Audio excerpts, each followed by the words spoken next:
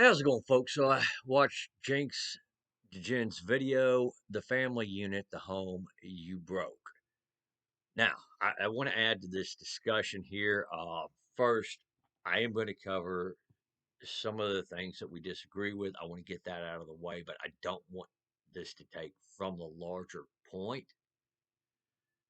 specifically because the larger point in what Jinx is saying is actually very good. He's got some very pertinent points that, yes, you want to listen to, even the conservative Christian types. You do probably want to listen to this because there are certain things he says that are actually very good advice. Now, I'm going to post a link to the video in the description. Uh, you know, just so there's some perspective on this, so you can actually go watch the video yourself. But I'm going to start off on some of the things we disagree with, get this knocked out real quick, and then I'm going to elaborate more on some of the things he said. Um, the first thing being the whole abuse thing. Yes, there are some abusive guys, and yes, when your spouse and children leave you because of your abusive nature, that's on you. That is not feminist. This is not to say that there aren't abusive women out there. In fact, I think there's just as many abusive women out there as there are men. And at least with some of these things, some of these abusive women said, some of which I've heard come out of their mouths, and some of which they've posted on the internet. I have to say, yeah, it does look like at least one sect of feminism had a hand in that. So, yeah, and I know people were going to call that not real feminism, but these not real feminists oftentimes do call themselves feminist quite frequently. So, yes. Now, I've seen a number of guys bend over backwards for their spouse, which they shouldn't have done, and have gotten screwed over for it too. These situations actually do exist, and I think there's a lot more of them than what people want to give credit for. I'm not saying that there aren't the abusive guys; those guys exist too. Um, those guys are very much so responsible for the decline of their family. However, I think there's a lot of guys who it's not really their fault. They've made an effort, and probably much more of one than they should have made. I've told a number of friends, in past, hey, look, you see what's going on here. Maybe it's time to tell her no. And in fact, one of my friends, it took his ex-wife almost killing his kid and getting custody completely taken away from her before he finally realized, hey, yeah, um, this woman is absolutely evil. Furthermore, if you look at the family court system, at least in Texas, and yes, I think feminists had a hand in our messed up family court system. Fathers here get exuberant amounts of child support being charged to them. Um, you can't pay it, they'll put you in jail. Oh, and by the way, the state does take off a little bit of money for that child support for themselves too. Just is just at least what I've heard from all the guys here who've had to pay child support. So this is kind of a massive part by the state, who's also caused problems that they shouldn't have done. They shouldn't be skimming off that money of child support for themselves. They shouldn't be charging those fees, I think they call them. But I could be mistaken on that one. The other problem here is that while Texas will put you in jail for not paying your child support, they won't do anything to ensure that your visitation rights as a father is upheld. So, yes, there are complaints to be held by that. And I do think that feminism has a hand in some of that. So, I don't want to take away from that. And with that being said, Yeah, I just don't see it being entirely the guy's fault all the time. And sometimes it's not. Sometimes it's the other way around. So, next thing I want to bring up is the political views. All right. So, yeah, there are some more right leaning conservative people who are assholes with their political views. However, the inverse is also true. There are some more progressive left leaning people who will also disown their family members due to their political views. Furthermore, there are some teenagers that do get these progressive political views and they do become abusive to their parents and grandparents.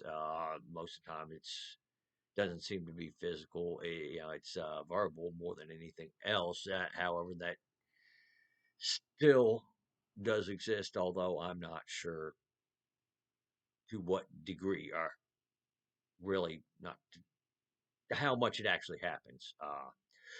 I've seen one video that was posted on the internet where this one little brat who had to love to beat the shit out of was getting very abusive with their grandmother for not using their preferred pronouns. So, yeah, this is one of those things to where it can be a little shit too, being a leftist. Um, Now, on this note, um, school systems. And again, part of this is on the parents. I do think that our public school systems are an absolute failure. That part is true. Now, here's where we're going to kind of get into the points to where I want to elaborate on. And this is going to further add to the conversation with what Jinx has been saying. And I'm going to start with the whole thing, after kids started going to teleschool in 2020, and parents starting to find out just how bad the public school system really is. And my response to that was, where the hell were you before your kids were going to the teleschool? Why weren't you paying attention to what was going on in the classroom prior to that? And it's simply because the parents were not doing this. Those who were paying attention, by the way, took their kids out of public school and homeschooled them well before COVID hit. I mean, years before it hit. And they were telling other people, hey, this public school system is really messed up. They're telling kids things that are demonstrably false. You have an ex teacher that is trying to indoctrinate my kids into their messed up ideology. And I know it's not all public school teachers. And I know it's not even a majority of them. However, there are still a handful of teachers that do this. Um, the school system is entirely incompetent with dealing with problems in the system. Yes, they pulled their kids out of public school and started homeschooling them well before that happened, and they're much happier for it. So, for the parents who want to let the public school system raise their children and then complain about it, why'd you do that? You should never have let the public school system step in and do your job as a parent. That's on you. Which brings me to the next point I do want to bring up. You see, Jenks had brought up kind of a customary rule that, once you reach adulthood, you spread your wings and fly, so to speak.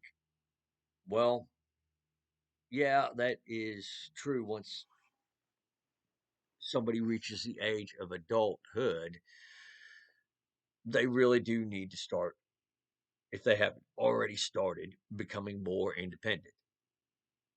However, that doesn't mean that they have to leave the house at 18. If they're not ready to do so, it's actually destructive to do this. And yes, there are economic factors that Jinx pointed out. We're going to disagree on some of the things, but one of the things we do agree on is the whole deal with inflation. Um, our government is, had this tax spend print policy for quite some time, and some of these policies have been put in place by our parents' generations and even earlier generations. So let's not pretend that previous generations didn't have a hand in some of the economic decline that we've had. Yeah, in our parents' generation, they had a great economy to work with, a time of significant economic prosperity that just doesn't exist anymore. So it might not be the best idea to expect your child to have a full time job, house of their own, a car, and everything like that, all by the time they're 18. And they might have to stay there a few more years. Um, Furthermore, I'm going to bring up another disagreement I have with Jinx on this one. I don't think college is always the best idea. And yes, and I think we actually both agree that there are degrees that I think actually this is something we can all agree on, by the way, is that there are college degrees that you get that are not worth the paper they're printed on. And quite frankly, I wish parents would actually look into that and talk this through with their children, um, and make sure that college is the right choice for them before they go. Honestly, I think in most cases, trade school is a better option. It's a much better investment. I mean, unless your kid is going to be an engineer or a doctor, you might want to make sure that they're actually capable, but before you send them to school, because there's no point to send them to get an engineering degree if they're going to fail at that, or if they're not going to be able to get a job as an engineer. So that's another thing you probably should help them out with. But I digress. Still, for most people, trade school is going to be the better option. It's going to be the more realistic option. These are conversations you should be having with your kid, and if you're not, you're setting them up for failure. So, yeah, you should be active in your child's life that way too.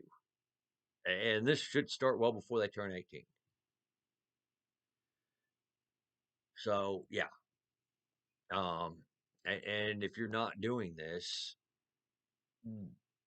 well, you're not helping your kid out and you're not doing them any favors. The next point I wanted to bring up on the whole 18 rule. Um, well, uh, shoot. Let's say your kid does have a full time job at the age of 18, they're not ready to move out, but they're willing to help you out with the bills, just so long as they can stay there. Or maybe they think it's a more financially prudent decision to do so. It might not be the best idea to kick them out then if they're making that effort. It's a little different if they're 22, they didn't go to a trade school, didn't go to college, they only have a part-time job and they're just sitting around getting drunk all day on the time off or doing drugs, something like that. That's a little bit different. But if they're over the age of 18, they haven't moved out because they believe it's a financially prudent decision not to move out. They've got a full-time job and they're doing everything else right and they're making the effort. They just want to save up an additional bit of money, and possibly invest a little bit of additional money to help them out later on. What would be the problem with that? Why do we see a problem with that? Because they're honestly making a financially responsible decision at this point. And honestly, if they're kicking in some money for you to chip in with the bills, rent and all that, it's also helping you out too. It's saved they're engaged in some really destructive behavior that doesn't make it worth it. What would be the problem with them staying there, even into their 30s? I know this is not conventional advice, but it does seem like it's an intelligent financial move to make. You know, why spend money on two households when you both benefit from one? You know, so that's another thing to think about there. But what I really want to also get into here is, say they've already moved out on their own, and this is something Jinx has touched on, and something that happens that's out of their bounds of control. You have a house, 5 bedroom house. What would be the problem with them coming back? You know, with them, being able to continue their crappy job, chip in for some of the bills while they at least get back on their feet.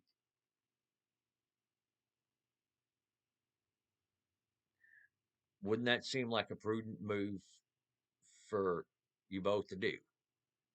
First off, if they're chipping in for the bills, they're willing to chip in for the bills. That helps you out financially. And second, it's kind of the decent thing to do to at least, give your child some sort of assistance in their time of need. Because let's face facts. You know that life's going to go swimmingly for you from here on out, and there will be no time at what point where you will need your child for help. Trust me, there have been plenty of parents that have had to rely on their children after they become adults for a little bit of assistance in their time of need. Another point I want to bring up, and I don't think, well, and in fact, Jinx did not bring this point up in the video, but I do want to bring this up because I think this is a pertinent thing, and I've heard this complaint before. And the complaint is about the kids that leave the parents in the nursing home, never come and visit, never come and see them, or anything of that nature. Well, wouldn't you at least want your children to try to bring you into their home as opposed to sticking you into that nursing home? Hold off on that for as long as possible. And then at that point where you do actually have to go to that nursing home, wouldn't you want them to come visit you? Well, if you behave in this manner to them to where, well, I don't care, you're getting out of my house at 18. I don't care what all the circumstances is. Anything happens to you, you're on your own. I don't care. Um, that is your fault. Should you act surprised when later on in life, when you're in the nursing home, they don't come and visit you all that much? It's just something I'd like to throw out there. Maybe, maybe this behavior is reflective. Maybe this behavior from the children is kind of reflective of the attitude the parents previously had to the children. Just want to throw that out there. So yeah, I think we've covered that. And at the end of the day, for those of you who are more right leaning and who are more concerned with the political state of our country, do you think it's doing your ideology or your beliefs or your values in that regards any favors when you're kicking your child to the curb before they're ready. Um, because I'm going to tell you the way I see it, it doesn't look like you are doing your ideology any favors either, or your values any favors either. If you think these social programs are socialism and stuff like that, or they're not good, and I agree that these social programs are not the best way to handle things. Well, shouldn't you at least be helping your children out at bare minimum? I mean, because if you're not, and you're leaving them to their own, you're increasing their chances of going to that camp of people that want more social programs, that want cradle to grave nanny statism. You're driving them basically into the arms of your opposition. So that type of behavior is not very wise for you.